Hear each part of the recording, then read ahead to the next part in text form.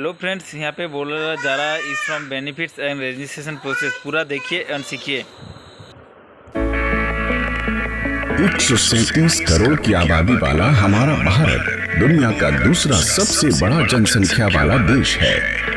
इस बड़ी आबादी का एक बड़ा हिस्सा असंगठित क्षेत्र में दिन रात मेहनत करता है। इनकी संख्या 38 करोड़ से भी अधिक है। ये असंगठित श्रमिक, मनरेगा कामगार, प्रवासी श्रमिक, street vendor, mid day meal श्रमिक, सिर पर बोझ ढोने वाले, ईंट भट्टा मजदूर, कचरा उठाने वाले, घरेलू कामगार, धोबी, रिक्शा चालक, भूमिहीन और खेतीहर मजदूर, निर्माण, बीड़ी, हथकरघा मजदूर और आशा एवं आंगनबाड़ी कार्यकर्ता आदि हैं। यानी देश अर्थव्यवस्था की एक बड़े हिस्से की जिम्मेदारी इनके कंधों पर है, जिसे ये पूरी कुशलता के साथ निभा रहे हैं।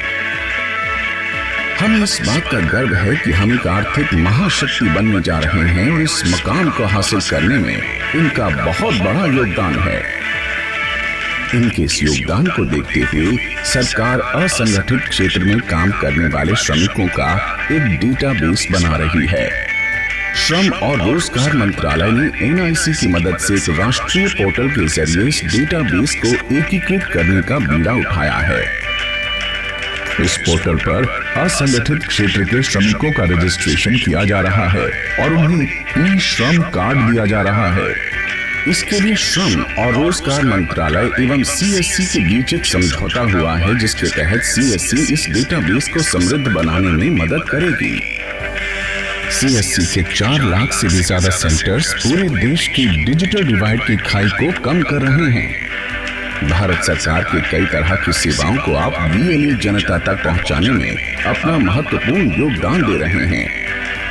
इसके तहत आप असंगठित क्षेत्र के श्रमिकों को मंत्रालय की ई-श्रम पोर्टल पर रजिस्ट्रेशन करवाने में मदद कर सकते हैं। श्रमिकों का पंजीकरण करने से पहले आपको 3 बातों का विशेष ध्यान रखना है। पहला, पंजीकरण करवाने वाले श्रमिक की उम्र 16 साल से ऊपर और 59 साल के नीचे होनी चाहिए। दूसरा, श्रमिक इनकम टैक्स का भुगतान नहीं करता हो। और तीसरा, श्रमिक EPFO और ESIC के सदस्य न हो। अगर श्रमिक ये सभी शर्तें पूरी करते हो तो आप उनका रजिस्ट्रेशन कर सकते हैं। इसकी शुरुआत करते हुए सबसे पहले आप CSC के डिजिटल सेवा पोर्टल पर जाएं। लॉगिन करके वहां ई-श्रम सर्विस सर्च करें। यहां आप ई-श्रम के पेज पर रजिस्ट्रेशन थ्रू CSC डिजिटल सेवा पर क्लिक करें। इससे आप अपनी ई-श्रम के डैशबोर्ड पर आ जाएंगे। यहां आपको अब तक हुए रजिस्ट्रेशन की पूरी समरी दिखाई देगी। अब श्रमिक को रजिस्ट्रेशन करने के लिए न्यू UW को चुनें। श्रमिक से उनका मोबाइल नंबर पूछें, कैप्चा कोड भरें। अब श्रमिक से पूछें कि क्या वो EPFO या ESIC के सदस्य हैं। उसी अनुसार यहाँ दिए गए विकल्प को चुनें। श्रमिक के न कहने पर भी यहाँ नो ऑप्शन को चुनें। इसके बाद सेंड OTP पर क्लिक करें। श्रमिक के मोबाइल पर एक OTP आएगा, उसे भरकर वैलिडेट करें। वैलिडेट करते ही श्रमिक का आधार नंबर पूछा जाएगा। आप श्रमिक से उनका आधार नंबर लेकर उनकी आधार संख्या भरें। eKYC के लिए आप श्रमिक की फिंगरप्रिंट, आंखों की आइरिस या फिर OTP में से किसी भी एक विकल्प को चुनकर सबमिट करें। यहाँ मान लेते हैं कि आप फिंगरप्रिंट का विकल्प चुनते हैं, तो अब आपको अपने स्कैनर पर श्रमिक की फिंगरप्रिंट लेनी होगी। श्रमिक की फिंगरप्रिंट मैच होते ही आप उसे वैलिडेट करें। इससे आधार में पहले से दर्ज सभी जरूरी बेसिक जानकारी का डेटा अपने आप सिंक हो जाएगा। आपकी स्क्रीन पर श्रमिक की आधार eKYC संबंधी जानकारी दिखाई देगी। इसके बाद इस प्रोसेस के 5 चरण हैं जिन्हें आपको फॉलो करना है। इसमें सबसे पहला पर्सनल इंफॉर्मेशन है। पर्सनल इंफॉर्मेशन पर क्लिक करें और श्रमिक से पूछते हुए सभी जानकारी भरते चलें। सेव एंड कंटिन्यू पर क्लिक करें। इससे आप दूसरे चरण यानी एड्रेस पेज पर पहुंच जाएंगे। यहां आप श्रमिक का स्थायी और वर्तमान पता भरें। सेव एंड कंटिन्यू पर क्लिक करें। इससे आप तीसरे यानी एजुकेशन और इनकम संबंधी जानकारी वाले पेज पर आ जाएंगे।